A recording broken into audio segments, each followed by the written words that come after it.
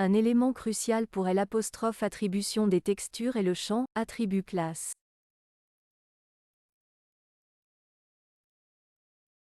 Je saisis ici simplement le nom HS150 afin d'avoir nos propres textures ici. Ce qui se passe maintenant, c'est que des classes distinctes sont créées.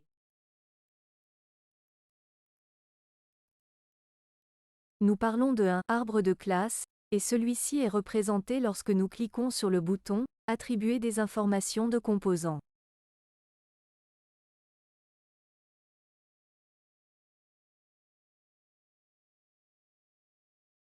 Je vais simplement attribuer complètement le matériau érable, et nous voyons maintenant que, après avoir confirmé avec OK,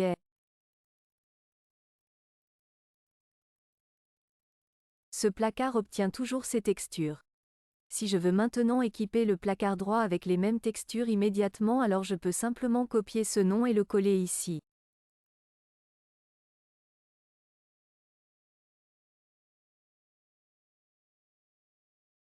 Je confirme, et parce que le placard a maintenant les mêmes classes, il est immédiatement équipé. Cela n'a pas d'importance si j'active un ou plusieurs placards. Car si je vais maintenant sur Attribuer des informations de composants, et sélectionne OK, alors nous voyons que maintenant, ce placard obtient ces textures.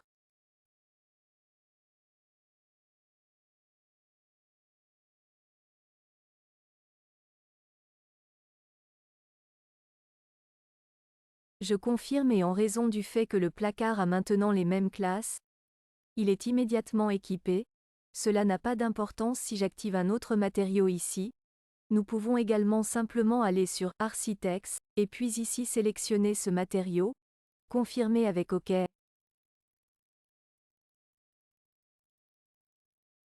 Alors nous voyons que les deux objets sont modifiés car les deux composants ont les mêmes classes.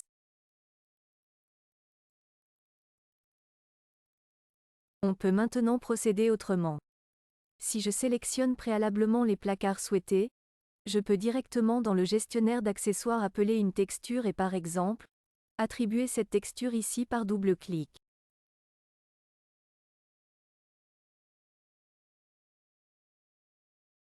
Maintenant, voici ce qui se passe. Cette texture que j'ai utilisée en double-cliquant ici, est importée et en même temps ajoutée au champ Attribute Class.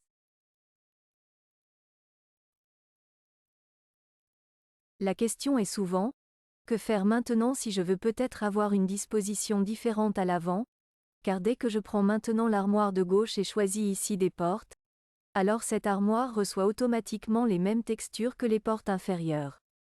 Mais je pourrais dire ici que c'est simplement la classe blind, cela affecte également la CNC de manière égale, et je peux également assigner des images de perçage ici.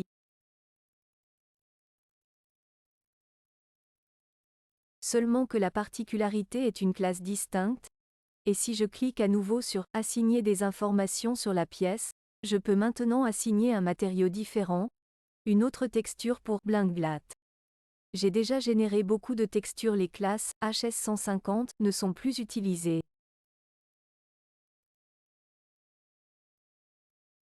Je pourrais les éliminer en disant simplement que nous voulons simplement nettoyer les objets accessoires inutilisés.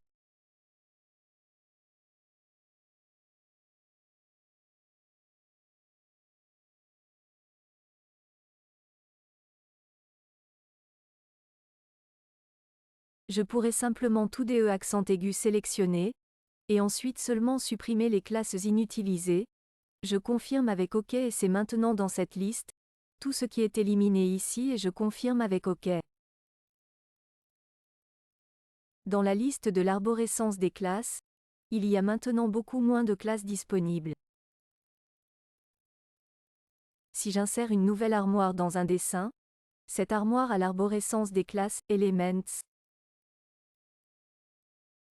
Et il est recommandé de changer ce nom de classe ou ce nom parce que ce nom est également utilisé par d'autres objets, par exemple, Tech ou Ramen. Et il peut arriver que des éléments soient modifiés involontairement.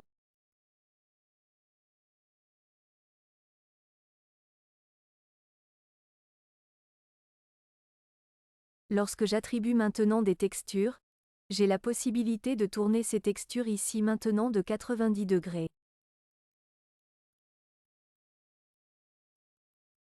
Je peux donc tourner tous les composants ou simplement les façades, ou simplement une certaine classe.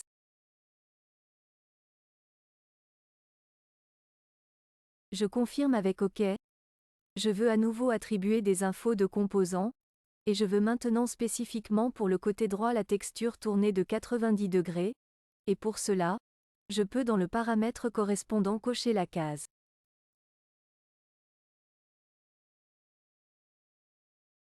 Les classes qui ne sont pas utilisées sont également affichées en gris. Cependant, il serait possible de cliquer ici pour créer cette classe. Revenons à notre exemple, et voyons maintenant que nous avons également la possibilité de sélectionner uniquement certains éléments.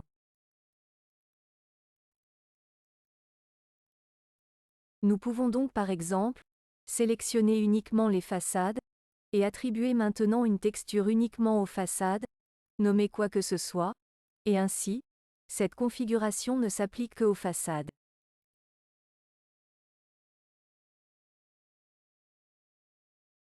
Si je sélectionne maintenant bien sûr un autre élément, cela s'applique bien sûr également à l'activation et à son nom dans l'arborescence des classes.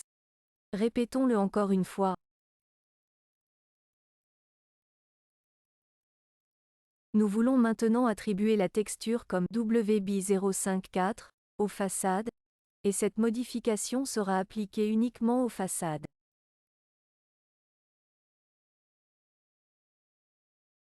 En outre, nous avons ici également la possibilité de changer la rotation.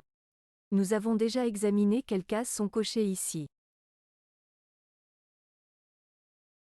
Nous avons donc ici la zone de corps droite, et à gauche la zone de façade.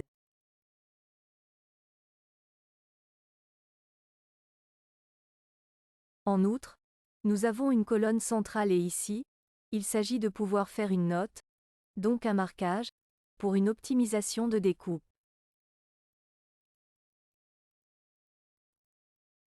Il s'agit ici de savoir si la direction du plaquage doit être prise en compte donc, s'il s'agit de panneaux de particules, il est peut-être inutile de tenir compte de la direction de la texture, mais pour les panneaux à lamelles ou les panneaux de menuisier, cela pourrait être pertinent.